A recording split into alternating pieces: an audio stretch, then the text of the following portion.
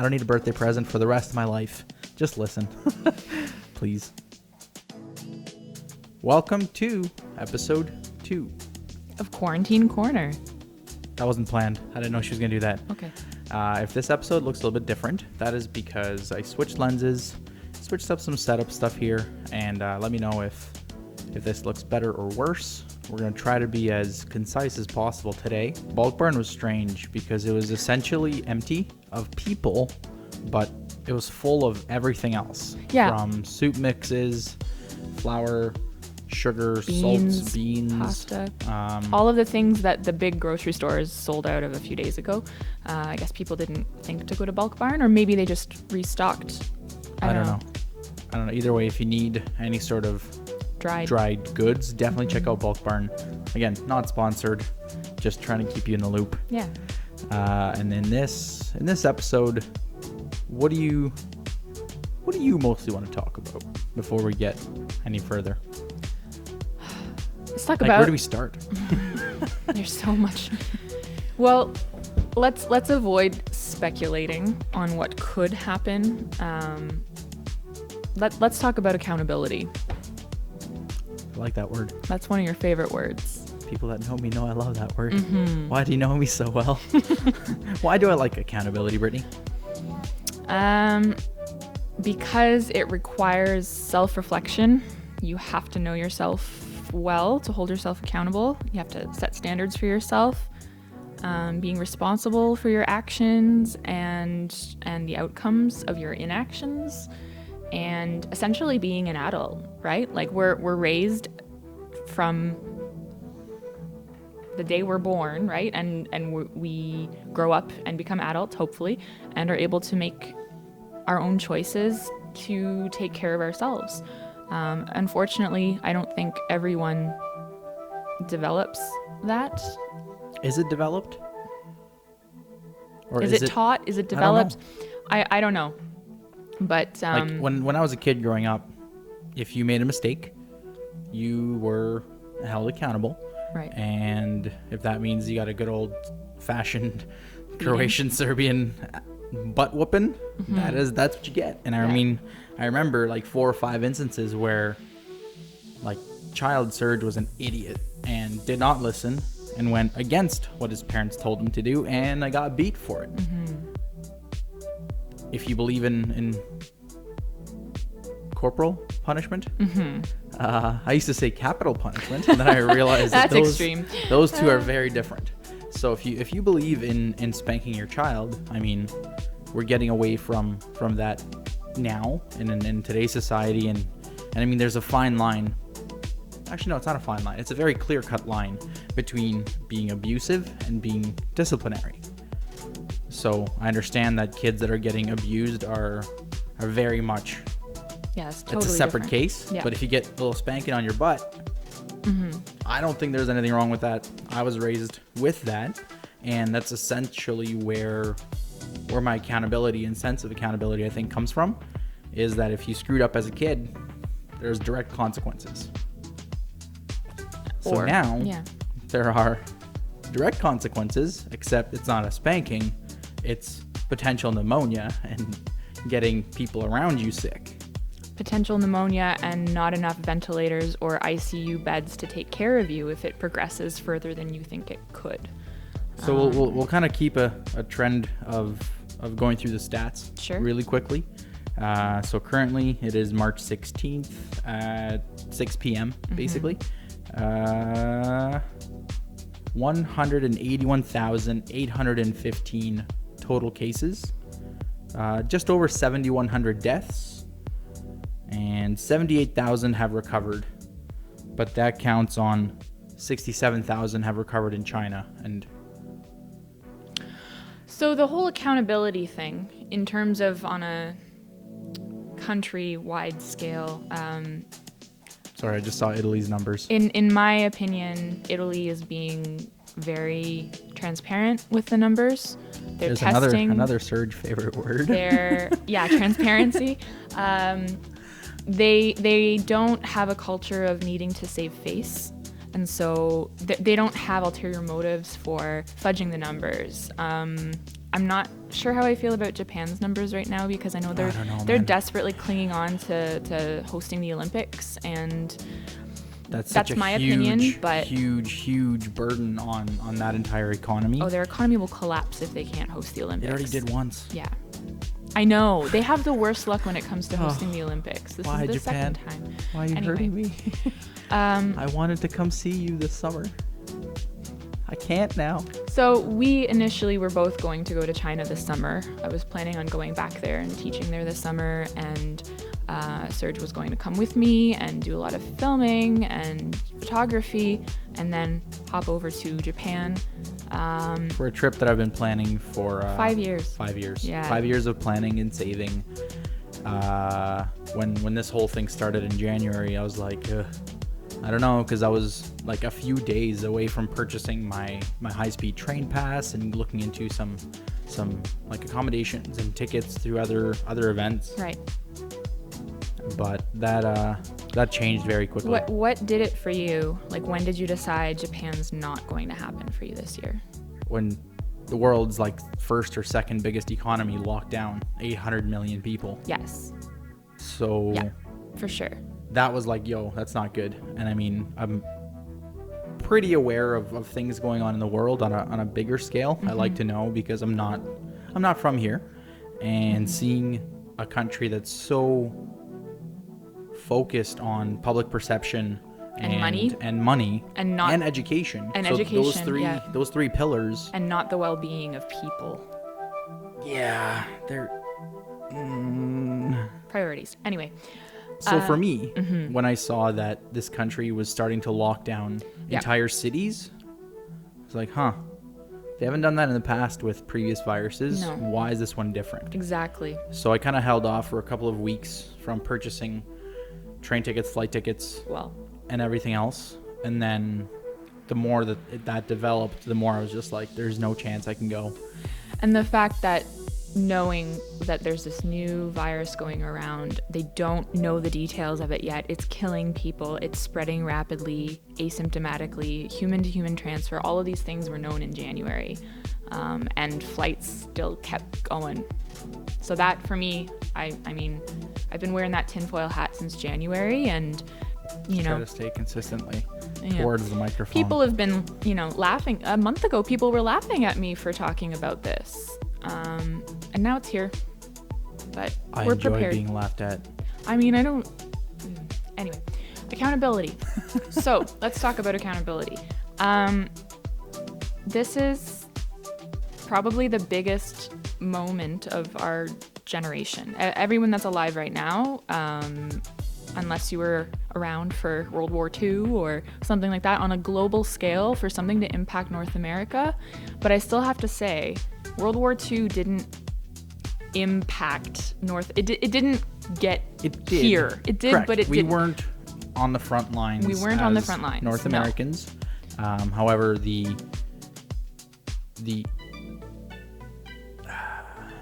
this, I would almost put it as worse.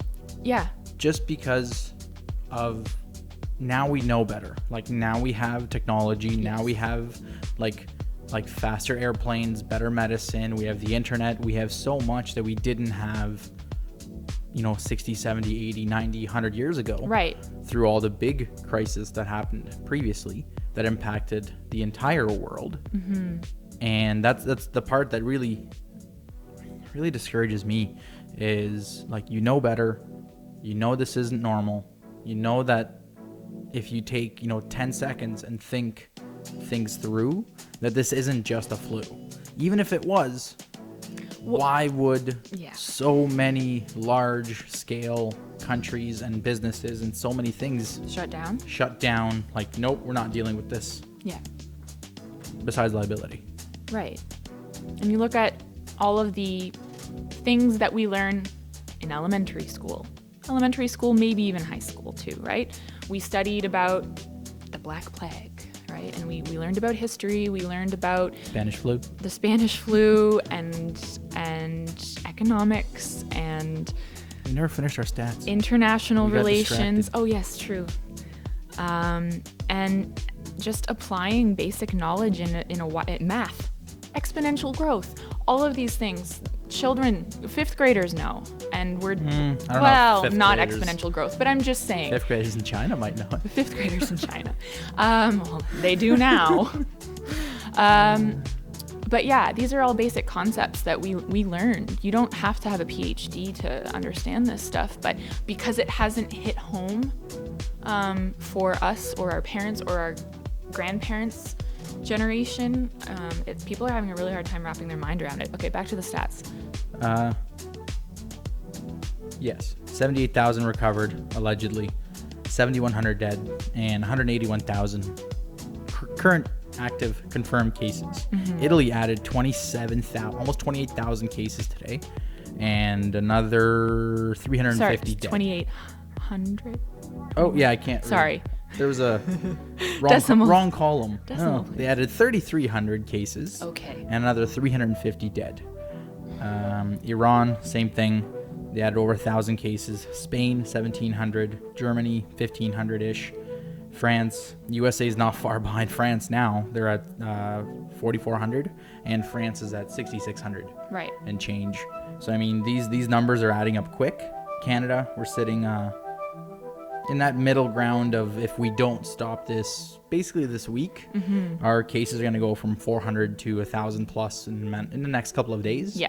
And then again, you hit that logarithmic growth, where right now the cycle, I think, is about 2 weeks to 10 times the cases. So to put it really simply, let's say today you had 100 cases. According to the math and the charts right now, in roughly 13 to 15 days, that 100 cases becomes 1,000 cases. You're like, oh, that's not too terrible. However, the next stage is that the critical one, when you go from 1,000 to 10,000. Yeah. And then you go again in another 2 weeks, you go from 10,000 to 100,000. And that's logarithmic growth, basically in a nutshell. I think we've had 3 or 4 periods now, roughly, since the start of this. I don't remember off the top of my head. But basically, the cases, now that we're at 181,000 worldwide, if you follow the statistics and math and not fake news or media or listening to people that don't know what they're talking about, if you just look at the pure numbers, leave everything else out of it, the way that it's going, you're going to see 1.8 million cases by March 30th. Well, when you also consider all of the anecdotal evidence from people that you probably know who are sick with pneumonia but haven't traveled anywhere, they most likely weren't tested for it. And we know people in town here that have traveled or have had close contact with people who have traveled and are now then developed symptoms. Very sick, but they can't get tested. They could now, maybe. It's tough. The directives are changing kind of day by day for screening, which is good. I think Canada's really doing a good job of trying to catch up to it. Yes. Hang on, like it's not just mainland China anymore, like it was a week and a half-ish, 2 weeks ago for me at work. It's like now it's like, have you just traveled? Basically like open-ended. Have you been in contact with any... I don't know why the she who shall not be named, otherwise she's going to say something. Yeah. Turned on. She listens. So basically the low testing numbers, that's one of the final categories of this chart at Worldometers, is total cases per 1 million population. So if you look at countries that assumingly are reporting accurately, Italy has 462 cases per 1 million population. China allegedly has 56 cases per 1 million. Now that kind of doesn't sit well with me, because if you're quarantining 800 million people and today reported 36 new cases, either it's working or it's not. Or you really just want your population to go back to work because your economy is tanking. So, and that's the other thing too, is we have access to media here. We can read the news from other countries. We can read news from multiple sources of media, and it isn't just what the Canadian government wants us to know. Yes, there is censorship, absolutely, but we can, if we want to be in the know, we can access it. Takes a little bit of work, a little bit of effort, but the information is out there. And it's been out there since January. 2 channels that you can mention kind of on YouTube that you've been watching for weeks. China, that are very, very, very, very statistically based. Peak Prosperity is a good one. China Uncensored is another one if you want to know a little bit about just the entirety of China. Yeah, and we've got NTD News, I believe it's called, based out of New York. There's a couple. Anyways, without boring everybody else. Yeah. Let's get back to more numbers. Yeah, accountability. Yay! Okay, so transparency. You were mentioning all of the things that we have these days that make our lives better. So going back to our history lesson. Yeah. When we learned about, the Spanish flu or the Black Plague or any plague that's killed large numbers of people, here's the big difference. They didn't have modern medicine. They didn't know what germs or bacteria were, right? It was the devil. The devil. It was all, God punishing you. That's what they believed. So sanitation was a problem. They didn't have running water. Their sewage system was, the street. Check it out your window. Hope for the best. They didn't have electricity or refrigeration, so they couldn't store large amounts of food long term. Like, it was very selective and plain, basics. Yeah. They couldn't read for the vast majority of the poor people working on the farms. They were illiterate. So without being able to read, without television, without the internet, how do you spread all of this information that we currently have access to? It didn't happen. So now we have internet, television, modern medicine. We have the ability to travel. We have the ability to read about history. We have soap. Yes, we have antibiotics. And yet we still can't wrap our heads around this virus, and we haven't been able to stop it even with all of these advancements because of, say it with me now, idiots. I was gonna say accountability, but denial. Yeah, basically while I was setting up for this episode, Brittany and I briefly chatted about how basically the enemy of accountability is denial. Yeah. If you don't know and if you refuse to admit what is going on, you can't be held accountable if you're in denial. And if you're in denial, you're never going to see it logically, scientifically. Like all of my doctors, nurses, paramedics, everybody in the healthcare system is like, we're about to get slammed with a whole bunch of cases. And that's where the whole flattening of the curve comes from, is we can only handle so much. Like, am I going to take you off a ventilator if you're dying just to put someone else on? Not really. That's what's happening in Italy, though. Yes, doctors have to make the decision of essentially who gets to live and who gets to die based on comorbidities and cases and how likely you are to recover. And people are being turned away, left, right, and center. Yeah. So while you may not be concerned for your well-being now, or friends or family might not be concerned, ask yourself, how many ventilators and ICU beds does your hospital in your city have? Google it. It'll be really interesting. Because there aren't that many. So all it takes is like one nursing home, right? And there goes your entire. It doesn't even have to be a nursing home. It's a lot of ICU beds, and a lot of healthcare systems are already basically operating at peak capacity. Yes. And there's a shortage of beds, and it's just how our system has been trying to catch up for a very long time, where you're like, end hallway medicine and like all these other like buzzwords and phrases that the government has been trying to throw around.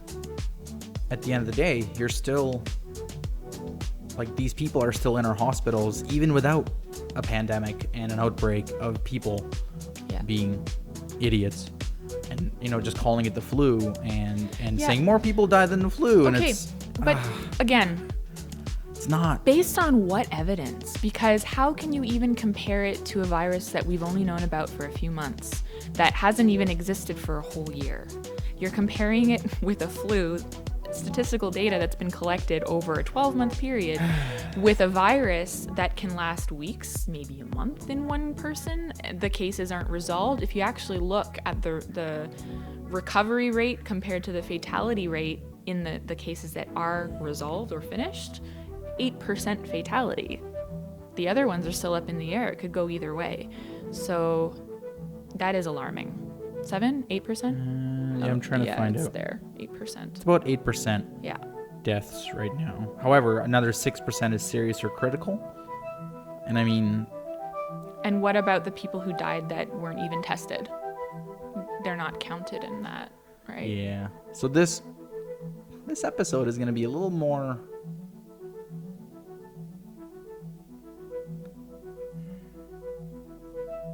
I don't want to say boring. Serious.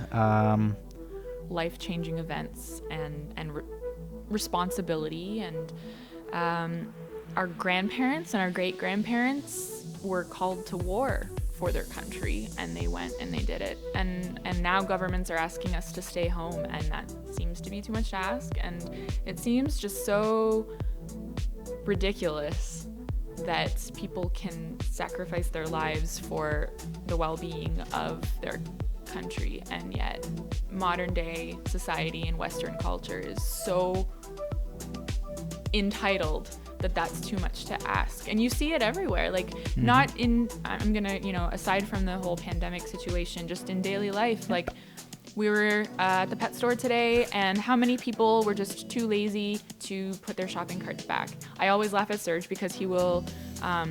You want to see me triggered, people? You want to see this guy? Like, Mr. Whatever, don't really care. He's always You want to chill. see me triggered? Until...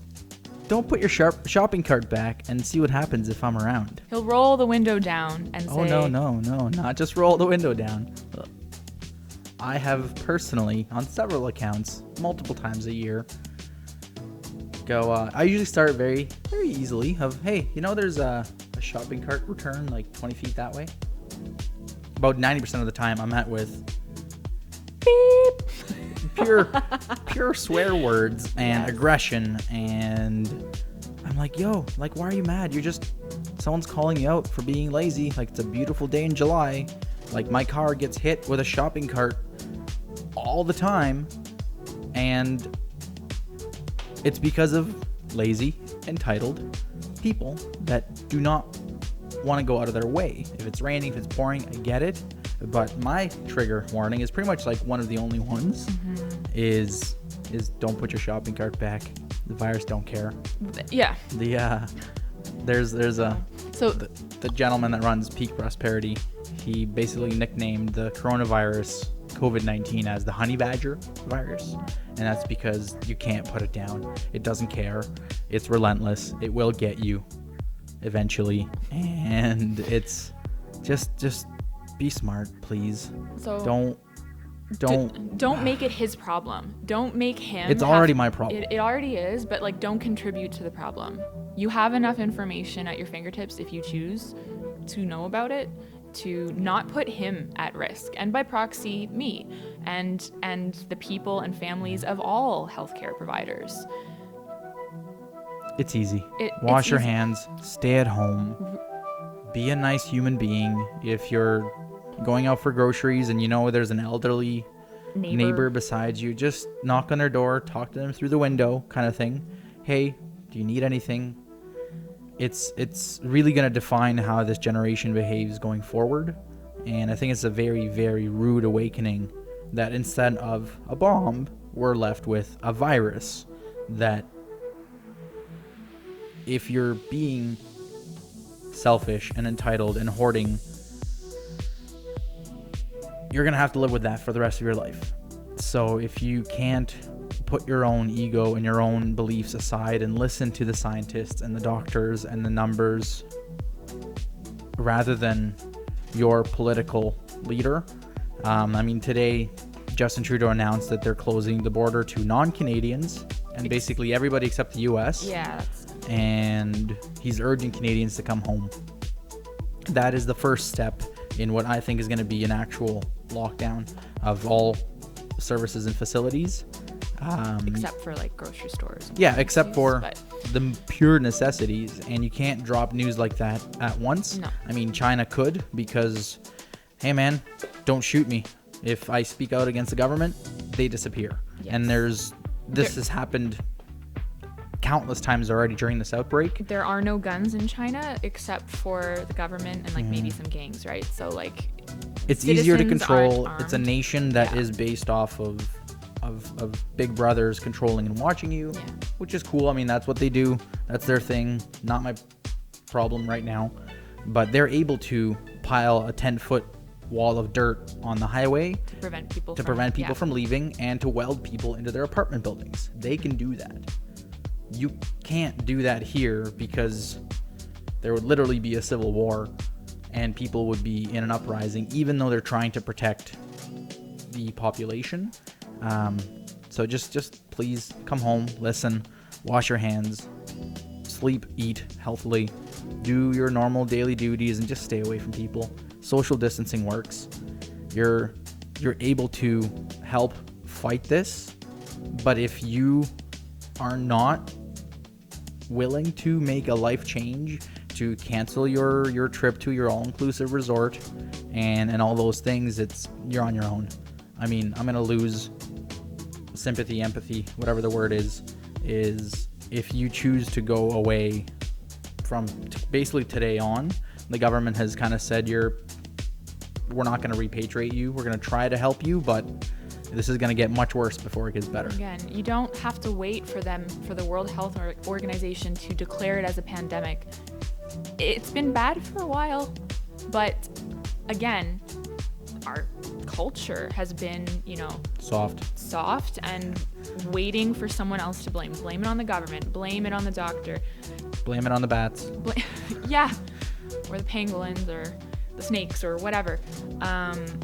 Our modern medicine has allowed really unhealthy actions and behaviors to flourish. So people... We won't get into that. That's a whole other furious redhead rant that we're not going to get into. We need to realize that we need to take care of our own health and not put it in the hands of the government or in the hands of the doctors and nurses and paramedics that are on the front lines cleaning up your mess. So please just take care of yourself and make this a positive situation. You're at home.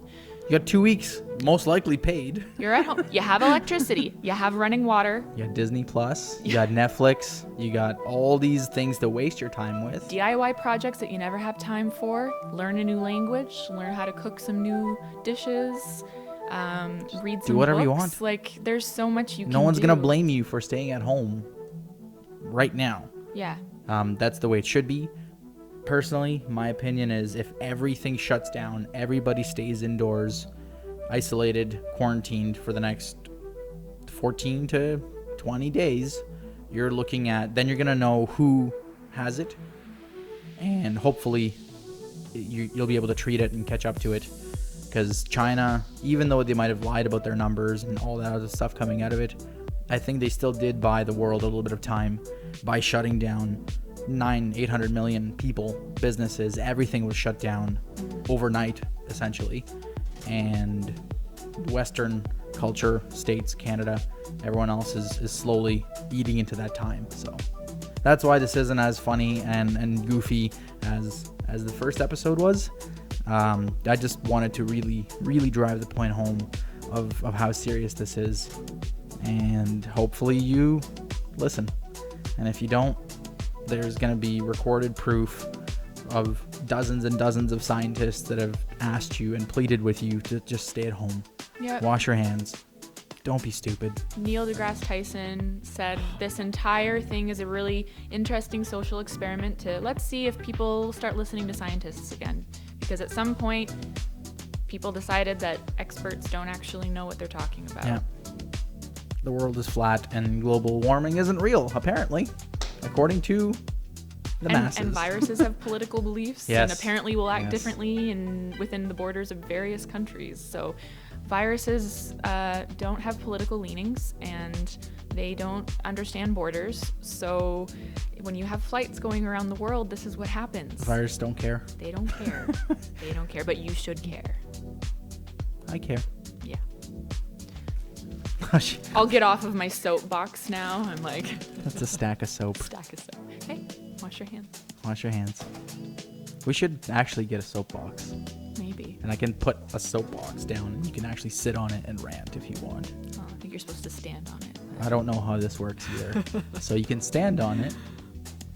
When we see you again, we'll be doing something a little bit more uplifting and Maybe entertaining, but maybe not. I don't know. Keep getting more serious. I don't think I can get more serious. This was very difficult too. This will be a test, I think. If Canada can't listen and follow the instructions, and I feel like there's a little bit of faith in the country right now that we'll do the right thing, and that's, Canadians are always so nice, like right, like worldwide we're known. That's why I moved here. But if closing schools isn't enough, then more serious shut it all restrictions down. will Shut have everything to down. be put in place. Shut it all down. Anywho. But yes, I work a lot of EMS shifts this next 2 weeks because a couple full-timers and other people that have traveled are getting quarantined, and there's a lot of work to do. So I'm gonna do what I can. I mean, this is fairly straightforward. I'll even show her what to do, even if it's just press record, upload, and send. So the quality's kind of gonna do this of how much work and effort. No, like, you know what I mean. I know. I'm not gonna spend 6 hours editing. No.